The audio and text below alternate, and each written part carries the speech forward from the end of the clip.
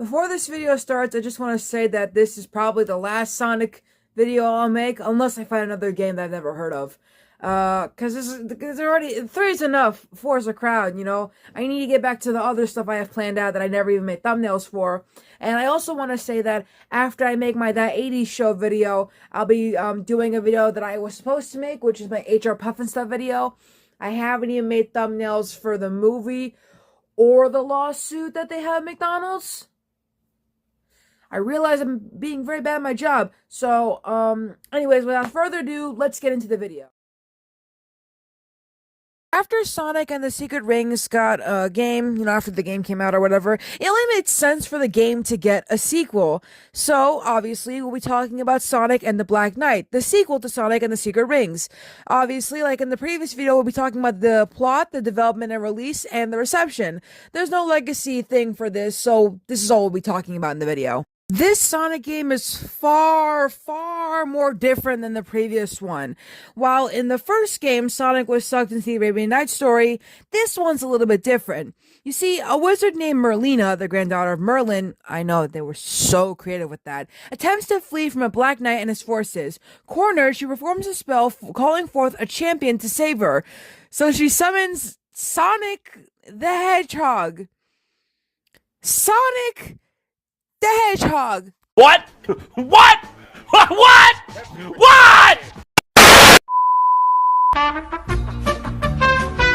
As they retreat, Merlina explains to Sonic that the Black Knight is actually King Arthur. What a twist. What a twist! Who has been corrupted by the immortality granted by Excalibur's scabbard, and that Sonic must defeat him to restore peace to the kingdom. With Sonic's speed alone being insufficient to defeat the king, he takes up the talking sacred sword, Caliburn. At Caliburn's suggestion, Sonic meets up with the Lady of the Lake, who is named Nimue. But Nimue is actually Amy Rose in this game. But if you want to know who Nimue is, she is the Lady of the Lake. She's like the body of medieval literature and mythology associated with the Legend of King Arthur, as either actually fairy or fairy-like, yet a human enchantress. And they are like multiple people. So the Lady of the Lake could be like anybody, according to Wikipedia. For the sake of this video, though, we're just gonna say it's Amy Rose. So Amy tests Sonic to prove that he's a worthy knight, and after completing her tasks, Amy tells him that he must collect the other sacred swords wielded by Lancelot, Gawain, and Percival of the Round Table in order to dispel the immortality granted by Excalibur's scabbard. Defeating each of the knights, Sonic claims all three swords and challenges the king once more, destroying him. Now, this is where the game creates a really good twist, and I hope that when I get to the reception, people will point that out. So Sonic takes the scabbard back to Merlina, but she reveals that there never was any King Arthur, and what he defeated was an illusion created by her grandfather Merlin, with Merlina manipulating Sonic in order to claim Excalibur's scabbard as her own. Merlina plans to use its power to make the kingdom changeless and eternal in hopes of averting the kingdom's fate from the legends. However, her plan is completely flawed. Such a good world, going against the natural order of things would not function properly, and it would come at the cost of innocent lives.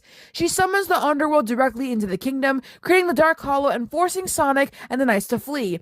Nimue, aka Amy, explains that the sacred swords can be used to form a barrier to prevent the Dark Hollow spread. So Sonic and the Knights split up and journey to the kingdom's corners to form a barrier, but it proves to be too weak and the hollow continues to grow. Sonic enters the Dark Hollow himself to confront Merlina, who has now become the Dark Queen, but she proves too powerful, destroying Caliburn and badly injuring Sonic. Seeing Sonic's continued resolve to stop the witch, Amy and the Knights give Sonic the power of the sacred swords to restore Caliburn, now revealed to be the true Excalibur, and Sonic transforms into an armored super form called Excalibur Sonic. He defeats Merlina, destroying the Dark Hollow. After the battle, Sonic tells Merlina that, while everything has an end, people should live their lives to the fullest until that day comes. With King Arthur revealed as an illusion, the Knights of the Round Table prepare to disband, but Caliburn reminds him that he is the one who chooses the true king, now revealed to be Sonic. In a post-credits cutscene, Sonic returns to his world and tells Amy about his adventures, but she believes it to be an excuse for missing their planned date. The game ends similarly to Sonic and the Secret Rings, with the title of the book King Arthur and the Knights of the Round Table changing to Sonic and the Black Knight. Oh yeah, that's what happened. To think I was called in to be part of the tale of King Arthur. But I gotta tell you, it was no picnic. Aren't you forgetting something? What? All the action? All the excitement down to the wire? But man, who'd have thought I was the real King Arthur? Huh. That's the lamest excuse ever! You just forgot about our date! No, it's true, I tell ya! Yikes! No! Amy, wait! Put down that hammer! Hey! You get back here, Sonic!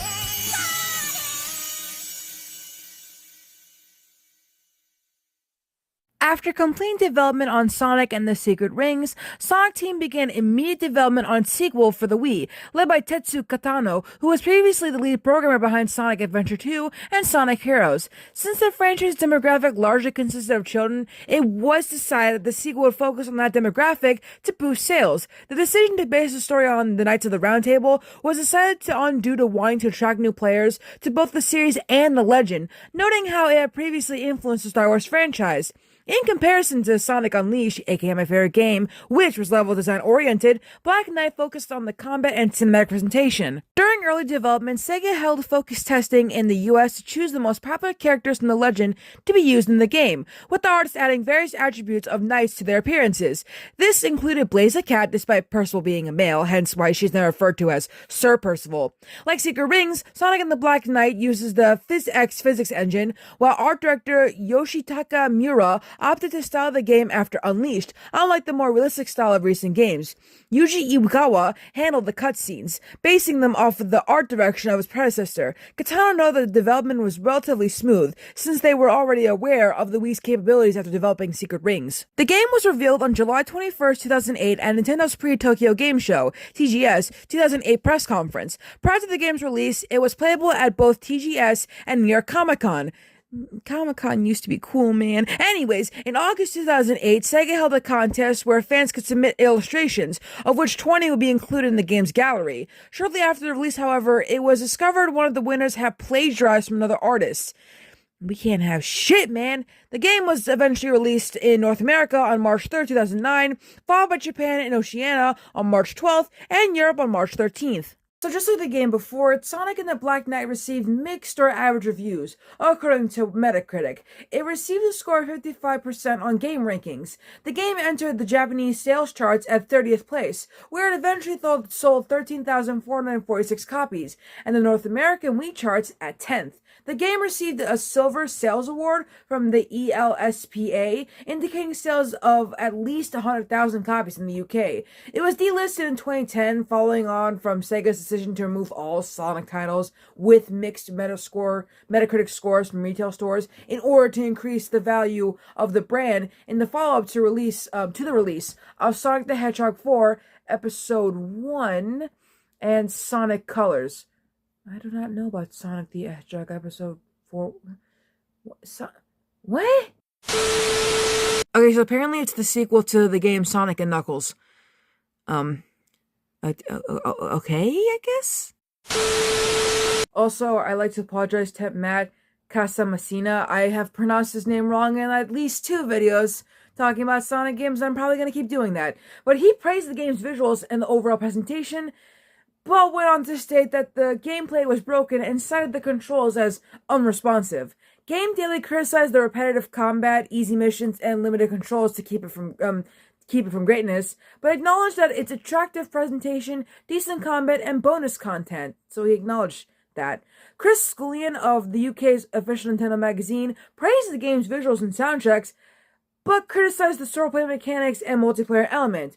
GameSpot's Carol Petit noted that while the sword is useful slashing through enemies, there is a noticeable delay from the time swinging the Wii remote and the time Sonic actually swings. OneUp.com's Sam Kennedy gave the game a C+, stating, Black Knight is a competent action game starring Sonic and friends, but one that's replaced the classic gameplay Sonic fans seek with overtly simple swordplay. It'll do the trick just fine for younger players still infatuated with the blue porcupine. Sam, he's a hedgehog. Anyways, but everyone else will likely just be as let down as I was. VideoGamer.com gave the game a 5 out of 10, which read, even if you accept that the Sonic games aren't built for hardcore gamers, that they are now designed to appeal to the mainstream, that's no reason to accept shoddy gameplay. Sorry, I'm still mad over Sam Kennedy calling Sonic a porcupine. He's a hedgehog. He's a hedgehog! Anyway, that's all the Sonic videos I'm gonna make. You guys are probably annoyed by now. Next video, we are officially diving back into Lost Media temporarily. I've got a lot of Lost Media videos to make. I haven't even scratched the surface, and I have a lot to go through. Please bear with me. Anyways, the next video is Astro Boy. I love Astro Boy. More specifically, the movie that no one likes. I'm sure it's a cult classic now, but that game shut down a whole studio. And I'm gonna have to talk about that soon. And besides talking about Astro Boy, I'm a bit excited to be talking about that 80s show. The show that came before that 90s show. Nestled in between that 70s show and that 90s show. That show sucked. That 80s show, not that 90s show. I think it was okay. I didn't watch it, but V Infuso made videos about it, so I'll take his word for it. He also did talk about that 80s show, but I haven't watched that video, so yeah. But thanks for watching the video. Make sure to like, comment, subscribe, do all the YouTube things. Watch my previous 2 Sonic videos if you want to. I'll link them in the description regardless. I'll even link my Sonic 06 video that I made. Again, I'll see you all in the Astro Boy videos. He's got some Lost Media. 2 of it's been partially found, but 1 of it has been unconfirmed. We don't even know if it's real. Its existence is unconfirmed, but I still want to talk about it regardless. I